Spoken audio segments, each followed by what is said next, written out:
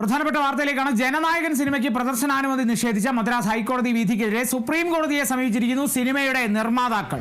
Censor board certificate നൽകണമെന്ന single bench വിധി ഹൈക്കോടതി സ്റ്റേ ചെയ്തിരുന്നു. കഴിഞ്ഞ ദിവസമാണ് ആ സ്റ്റേ ചെയ്ത നടപടി അടക്കം ഉണ്ടായിരുന്നത്.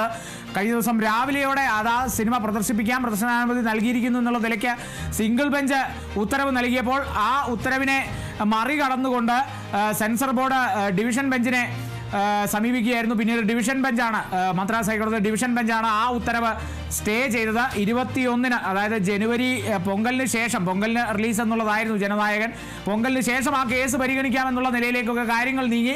ഇന്നിപ്പോൾ ആ മദ്രാസ് ഹൈക്കോടതിയുടെ ഈ സിനിമ പ്രദർശനാനുമതി സ്റ്റേ ചെയ്തുകൊണ്ടുള്ള ആ ഉത്തരവിനെതിരെ സുപ്രീം കോടതിയെ സമീപിച്ചിരിക്കുന്നു ജനനായകൻ സിനിമയുടെ നിർമ്മാതാക്കൾ. സെൻസർ ബോർഡ് സർട്ടിഫിക്കറ്റ് നൽകണമെന്ന സിംഗിൾ ബെഞ്ച് വിധി ഹൈക്കോടതി സ്റ്റേ ചെയ്തിരുന്നതാണ്.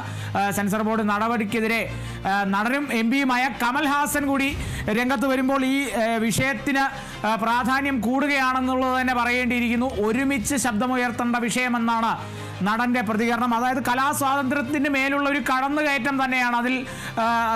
ഇത്തരത്തിലുള്ള നടപടികൾ അങ്ങനെയാണെന്നുള്ളത് തന്നെയാണ്. ഏറെക്കാലമായി ഇതിന് മുൻപും ഇത്തരത്തിലുള്ള സംഭവങ്ങളൊക്കെ ഉണ്ടായിരുന്നപ്പോഴും ഏറ്റവും അധികം ജനങ്ങൾ ഉയർത്തിയിരുന്ന ആ ഒരു ശബ്ദം എന്നുള്ളത്.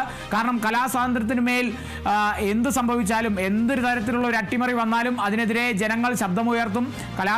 നിരവധി കലാകാരന്മാർ ശബ്ദമുയർത്തുന്നത് നമ്മൾ കണ്ടിട്ടുണ്ട്.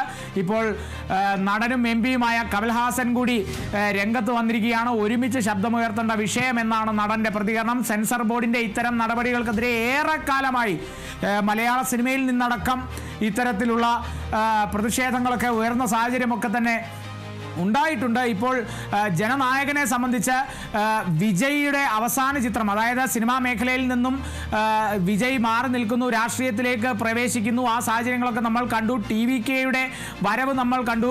അതിനുശേഷം കരൂർ ദുരന്തം, ആകസ്മികമായി അത്തരത്തിലൊരു ദുരന്തത്തിലേക്ക് എത്തുന്ന കാഴ്ചകളെല്ലാം നമ്മൾ കണ്ടു. ഇതിന് തമിഴക വെട്രി കഴകം എന്ന പാർട്ടിയുടെ വളർച്ചയും ഈ ജനനായകന്റെ കഥാതന്തുവുമായും വലിയ രീതിയിൽ ബന്ധമുണ്ട്. ഇതൊരു തരത്തിലൊരു രാഷ്ട്രീയ പ്രചാരണമാണെന്നുള്ള നിലയിലേക്കൊക്കെ ഒരു വിഭാഗം, അതായത് TVKയെ എതിർക്കുന്ന ഒരു വിഭാഗം അത്തരത്തിലുള്ള അഭ്യൂഹങ്ങളും ആരോപണങ്ങളും ഒക്കെ ഉയർത്തുന്നൊരു സാഹചര്യമൊക്കെ ഉണ്ടായി. ഇപ്പോൾ സെൻസർ ബോർഡിന്റെ ഈ നടപടിയും ഇത്തരത്തിലൊരു രാഷ്ട്രീയ പ്രേരിതം എന്നുള്ള നിലയ്ക്ക് അഭ്യൂഹങ്ങൾ ഉയരുന്ന സാഹചര്യം ഉണ്ടായി. അതെന്തുകൊണ്ട് അങ്ങനെ ഒരു സാഹചര്യം ഉണ്ടായി എന്ന് പറയുമ്പോൾ, സെൻസർ ബോർഡ് എന്തുകൊണ്ട് റിവൈസിംഗ് കമ്മിറ്റിയിലേക്ക് വിട്ട, അല്ലെങ്കിൽ റിവൈസിംഗ് കമ്മിറ്റിക്ക് കൊടുത്ത ആ പ്രദർശനാനുമതി നേരത്തെ തന്നെ സർട്ടിഫിക്കറ്റ് കൊടുത്തതിന് ശേഷം എന്തുകൊണ്ട് അത് പ്രദർശനത്തിന് അനുമതി നൽകുന്നില്ല എന്നുള്ള ചോദ്യമൊക്കെ ഉയരുന്നൊരു സാഹചര്യത്തിൽ കൂടിയാണ് ഇപ്പോൾ കഴിഞ്ഞ ദിവസം മദ്രാസ് ഹൈക്കോടതി ആണ് ഈ ഉത്തരവ് സ്റ്റേ ചെയ്തത്.